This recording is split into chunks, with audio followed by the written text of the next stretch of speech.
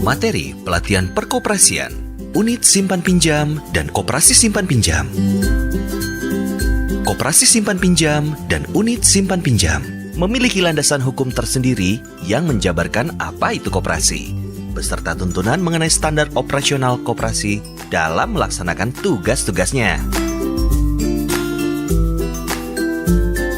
Koperasi sejatinya merupakan organisasi yang menjalankan kegiatan menghimpun dan menyalurkan dana melalui kegiatan usaha simpan pinjam dari dan untuk anggota koperasi yang bersangkutan, calon anggota koperasi yang bersangkutan, koperasi lain, atau anggotanya.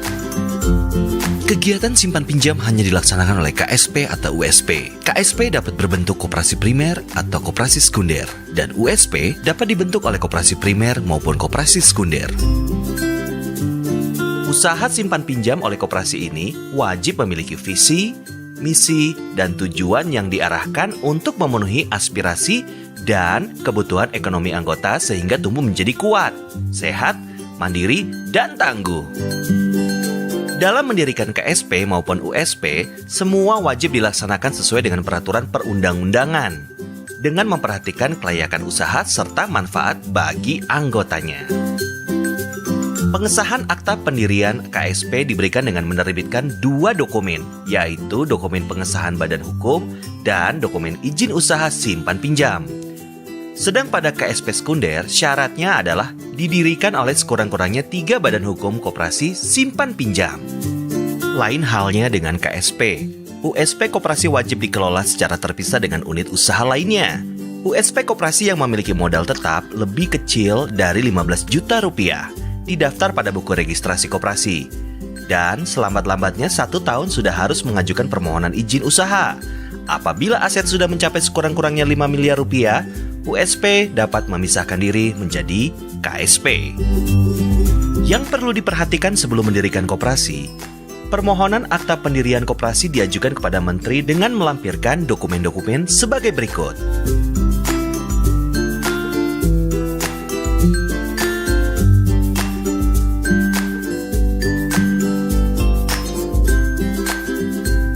Koperasi yang sudah berbadan hukum dan akan memperluas usahanya di bidang simpan pinjam wajib mengadakan perubahan anggaran dasar dengan mencantumkan usaha simpan pinjam sebagai salah satu usahanya, dan pengajuan perubahan anggaran dasar disertai tambahan lampiran sebagai berikut.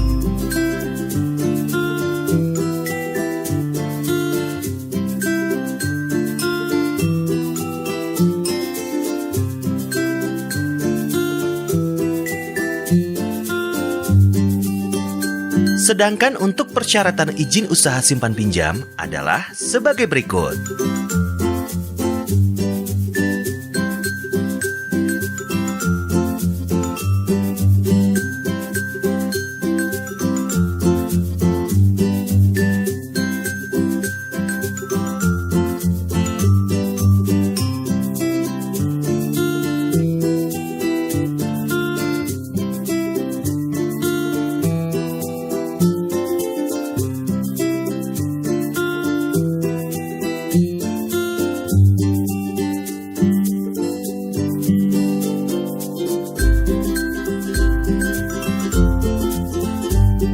Penerbitan izin usaha simpan pinjam pada praktiknya akan diterbitkan oleh pejabat berwenang sesuai dengan cakupan wilayah keanggotaan koperasi yang dimaksud.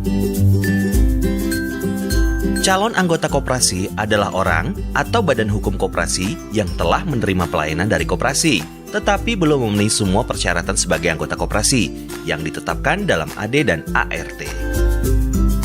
Calon anggota koperasi memiliki hak bicara untuk menyampaikan pendapat atau saran, tetapi tidak memiliki hak suara dalam pengambilan keputusan, tidak memiliki hak untuk memilih ataupun dipilih sebagai pengurus, pengawas, serta tidak memperoleh pelayanan yang sama dengan anggota koperasi lainnya.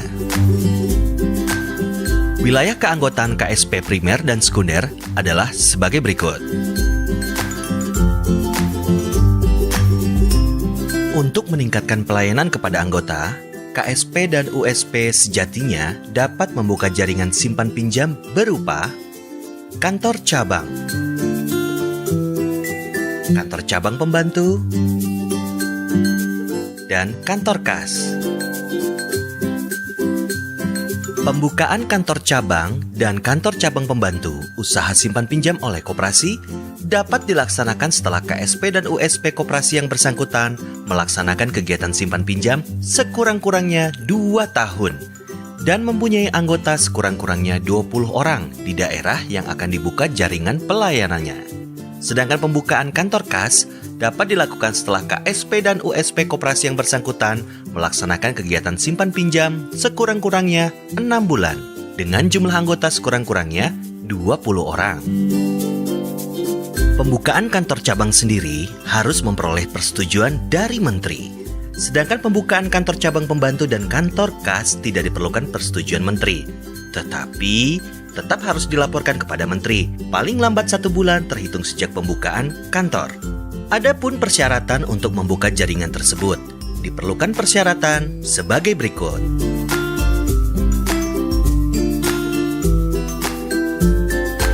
Sedangkan persyaratan membuka kantor kas adalah sebagai berikut.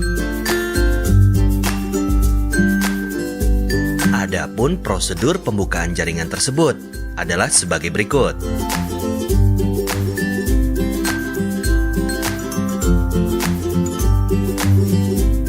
Dalam pengelolaannya, kegiatan ini dilakukan oleh pengurus dan dapat juga dilakukan oleh pengelola yang diangkat oleh pengurus, di mana dalam hal ini, pengelola bertanggung jawab secara langsung terhadap pengurus.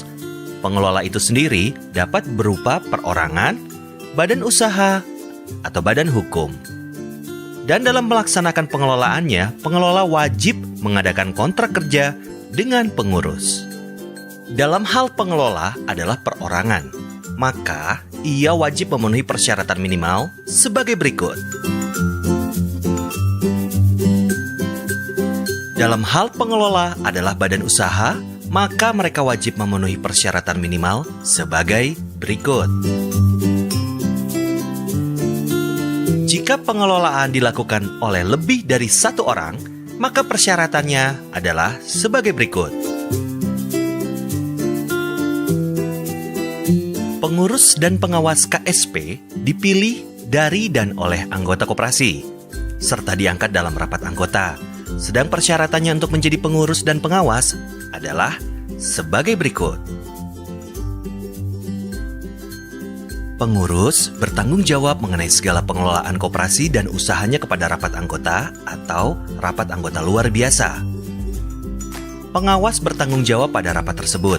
Pengurus dan pengawas diberhentikan oleh anggota dalam rapat tersebut pula apabila ditemukan permasalahan yang berpotensi menjadi kasus hukum. Pengawas dapat meminta bantuan jasa kantor akuntan publik atau kantor jasa audit untuk melakukan audit khusus.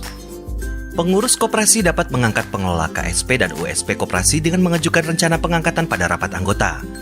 Pengelola ini kemudian akan diberi wewenang dan kuasa oleh pengurus untuk mengelola usaha simpan pinjam sekaligus bertanggung jawab kepada pengurus. Pada prakteknya, pengelola usaha simpan pinjam koperasi wajib memiliki sertifikat standar kompetensi pengelola usaha simpan pinjam yang dikeluarkan oleh lembaga sertifikasi profesi yang telah memperoleh lisensi peraturan perundang-undangan. Hubungan kerja antara pengelola USP dengan pengurus KSP adalah hubungan kerja atas dasar perikatan yang memuat paling sedikit poin-poin sebagai berikut. Pada pelaksanaannya, koperasi memerlukan panduan mengenai beberapa hal. Inilah yang disebut Standar Operasional Manajemen atau SOM. SOM adalah panduan bagi pihak manajemen KSP dan USP koperasi dalam memberikan pelayanan prima bagi anggota, calon anggota, koperasi lain, dan atau anggotanya. Ruang lingkup SOM itu sendiri meliputi 3 bagian yang terdiri dari SOM kelembagaan, SOM usaha, dan SOM keuangan. Berikut adalah cakupan dari SOM kelembagaan. Berikut adalah cakupan dari SOM usaha. Dan terakhir, berikut adalah cakupan dari SOM keuangan. Sedangkan mengenai tata kelola keuangan koperasi, berikut adalah rinciannya.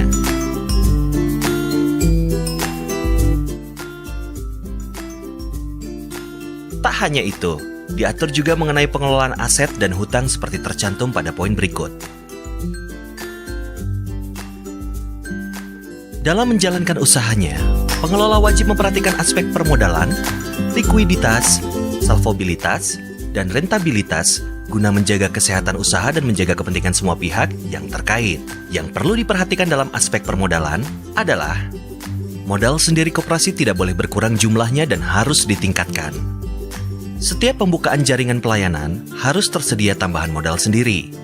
Terakhir, antara modal sendiri dengan modal pinjaman dan modal penyertaan harus berimbang. Untuk menjaga kesehatan usahanya, KSP atau USP tidak dapat menghipotekkan atau menggadaikan harta kekayaannya.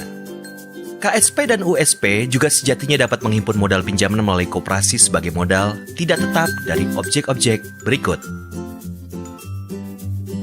Sedangkan untuk penerbitan obligasi dan surat hutang lainnya dilakukan dengan memenuhi ketentuan peraturan perundang-undangan di bidang pasar modal. Modal usaha awal setiap pendiri KSP primer dan KSP sekunder dihimpun dari simpanan pokok dan simpanan wajib anggotanya dan dapat ditambahkan dengan hibah. Modal ini semua dalam bentuk deposito pada bank pemerintah. Besaran dari modal usaha awal KSP primer adalah sebagai berikut. Sedangkan untuk KSP sekunder adalah sebagai berikut. Modal usaha awal USP koperasi primer atau sekunder wajib menyediakan modal tetap yang dipisahkan dari aset koperasi dengan ketentuan sebagai berikut. Kegiatan usaha simpan pinjam dilaksanakan dari dan untuk anggota, calon anggota koperasi yang bersangkutan, koperasi lain, dan atau anggotanya. Jika calon anggota dalam waktu paling lama 3 bulan telah melunasi simpanan pokok, maka ia harus menjadi anggota. Sejatinya, kegiatan usaha KSP dan USP adalah sebagai berikut. Dalam memberikan pinjaman, KSP dan USP wajib memegang teguh prinsip pemberian pinjaman yang sehat dengan memperhatikan penilaian kelayakan dan kemampuan pemohon pinjaman dan berdasarkan perjanjian kerjasama antar koperasi. KSP dan USP wajib mengutamakan pelayanan kepada anggota. Apabila anggota sudah mendapat pelayanan pinjaman sepenuhnya, maka calon anggota dapat dilayani. Apabila anggota dan calon anggota sudah mendapat pelayanan sepenuhnya, koperasi lain dan anggotanya dapat dilayani berdasarkan perjanjian kerjasama antar koperasi yang bersangkutan. Dalam hal ini, pinjaman kepada anggota koperasi lain diberikan melalui koperasinya. Kegiatan usaha simpan pinjam meliputi hal-hal sebagai berikut. Kegiatan usaha simpan pinjam dilaksanakan dengan tata kelola yang baik, menerapkan prinsip kehati-hatian dan manajemen risiko, serta mematuhi peraturan yang terkait dengan pengelolaan USP. USP yang memiliki predikat penilaian kesehatan dalam pengawasan khusus akan dihentikan sementara kegiatan usahanya sampai dapat memperbaiki struktur keuangannya. KSP dan USP koperasi dilarang melakukan kegiatan usaha pada sektor real secara langsung. KSP sekunder dan koperasi sekunder yang memiliki USP juga dilarang memberikan jaminan kepada perorangan.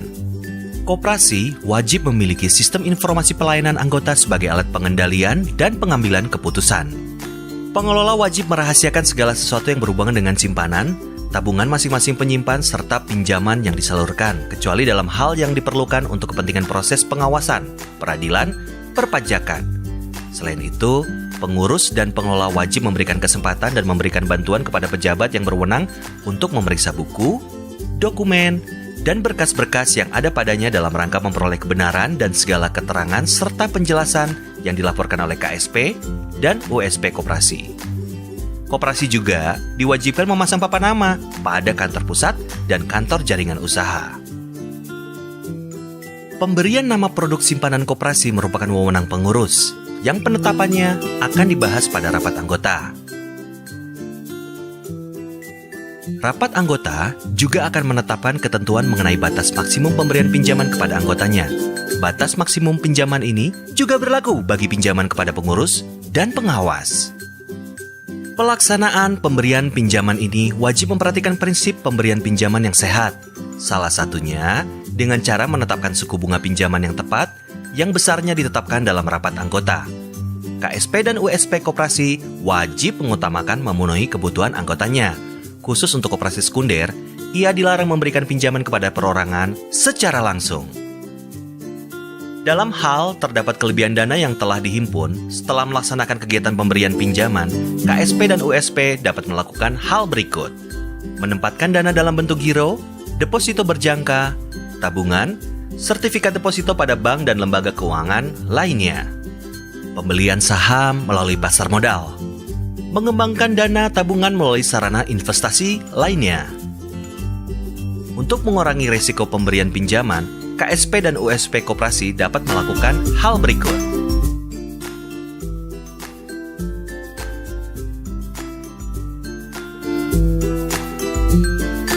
KSP atau USP koperasi bersama KSP atau USP koperasi lainnya dapat membangun sistem informasi pinjaman anggota. Dalam hal KSP dan USP koperasi memiliki agunan yang telah jatuh tempo dan tidak mungkin lagi ditebus oleh peminjam, dapat dilakukan tindakan sesuai dengan isi perjanjian perikatan. Pembinaan dan pengawasan KSP dan USP dilakukan oleh Menteri. Dan untuk terciptanya usaha simpan pinjam yang sehat, Menteri menetapkan ketentuan tentang prinsip kesehatan dan prinsip kehati-hatian sesuai dengan yang dijelaskan pada pasal 25 Peraturan Pemerintah Nomor 9 Tahun 1995. Pengawasan seperti ini dilakukan untuk meningkatkan kepercayaan anggota dan para pihak terhadap koperasi yang bersangkutan. Menteri juga mengatur tata cara dan ketentuan lainnya di pasal 26 Peraturan Pemerintah Nomor 9 Tahun 1995 dengan poin sebagai berikut. Pembinaan teknis usaha simpan pinjam dilakukan oleh kepala daerah setempat, sesuai dengan cakupan wilayah keanggotaannya. Menteri sejatinya dapat melakukan pemeriksaan terhadap KSP dan USP, baik secara berkala maupun setiap waktu apabila diperlukan. KSP dan USP yang dimaksud wajib memberikan kesempatan bagi tim pemeriksa untuk memeriksa berkas-berkas yang ada padanya, serta wajib memberikan bantuan yang diperlukan dalam rangka memperoleh kebenaran dari segala keterangan, dokumen, dan penjelasan yang dilaporkan oleh KSP dan USP yang bersangkutan. Dalam hal KSP dan USP mengalami kesulitan yang mengganggu kelangsungan usahanya, Menteri dapat memberikan petunjuk kepada pengurus untuk melakukan tindakan sebagai berikut. KSP dan USP dianggap mengalami kesulitan apabila mengalami salah satu atau gabungan dari hal-hal sebagai berikut. Dalam hal kesulitan tidak dapat diatasi, KSP dan USP dapat dibubarkan sesuai dengan ketentuan dalam peraturan perundang-undangan ini. Tidak hanya memeriksa, Menteri juga wajib melakukan pembinaan berupa pengembangan iklim usaha kondusif, pemberian bimbingan, dan kemudahan perlindungan. Pengembangan iklim usaha yang kondusif dapat dilakukan dengan cara sebagai berikut.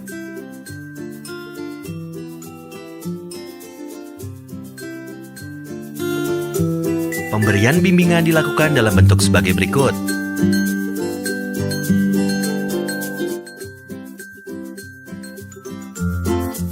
Kemudahan dan perlindungan diberikan dalam bentuk sebagai berikut. Bagi KSP dan USP koperasi yang mempunyai volume pinjaman yang diberikan telah mencapai 2,5 miliar dalam satu buku, wajib diaudit oleh kantor akuntan publik atau kantor jasa audit, dan hasilnya dilaporkan pada rapat anggota. Ketentuan mengenai pengawasan diatur lebih lanjut dengan peraturan Deputi Bidang Pengawasan. Pengurus KSP atau USP koperasi juga wajib memberikan laporan kepada pengawas koperasi setiap menyampaikan laporan keuangan secara berkala kepada pejabat yang memberikan izin usaha simpan pinjam setiap 1 triwulan. Pelaksanaan teknis mengenai penyampaian pelaporan kegiatan usaha KSP dan USP koperasi dilakukan dengan media pengiriman dan atau memanfaatkan teknologi informasi. KSP atau USP koperasi juga wajib membentuk unit satuan tugas pengawasan dan pelaporan transaksi mencurigakan yang ditunjuk oleh kepala daerah sesuai dengan cakupan wilayah keanggotaannya. Dalam melakukan penilaian kesehatan koperasi, dapat pula dibentuk tim penilai dari aparatur sipil negara dengan persyaratan sebagai berikut. Penilaian kesehatan koperasi dilakukan sekurang-kurangnya setiap setahun sekali. Lalu hasil penilaian tersebut diklasifikasikan ke dalam 4 kategori, yaitu sehat, cukup sehat, dalam pengawasan, atau dalam pengawasan khusus. Ketentuan lebih lanjut mengenai pengawasan diatur dengan peraturan Deputi Bidang Pengawasan. Apabila koperasi tidak melaksanakan kewajibannya, maka koperasi yang bersangkutan dapat dikenakan sanksi administratif sebagai berikut.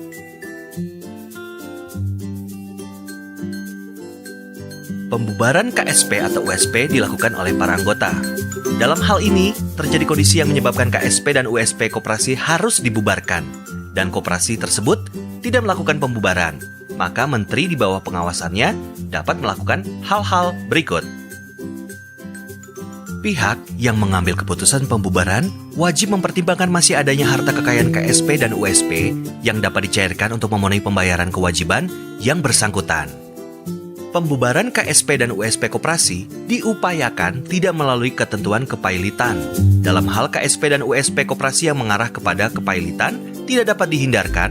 Sebelum mengajukan kepailitan kepada instansi yang berwenang, pengurus KSP dan USP wajib meminta pertimbangan menteri. Karena persyaratan dan tata cara mengajukan pertimbangan diatur oleh menteri. Untuk mengurangi risiko pemberian pinjaman, KSP dan USP koperasi dapat melakukan hal berikut. Segala beban biaya KSP dan USP koperasi akan dibayarkan dari hasil pencairan harta kekayaan KSP dan USP yang bersangkutan, biaya pegawai, biaya kantor, dan pencairan harta kekayaan selama masa penyelesaian disusun dan ditetapkan oleh pihak yang melakukan pembubaran. Untuk honor tim penyelesaian akan ditetapkan oleh pihak yang melakukan pembubaran dalam jumlah yang tetap dan atau berdasarkan persentase dari setiap hasil pencairan harta kekayaan.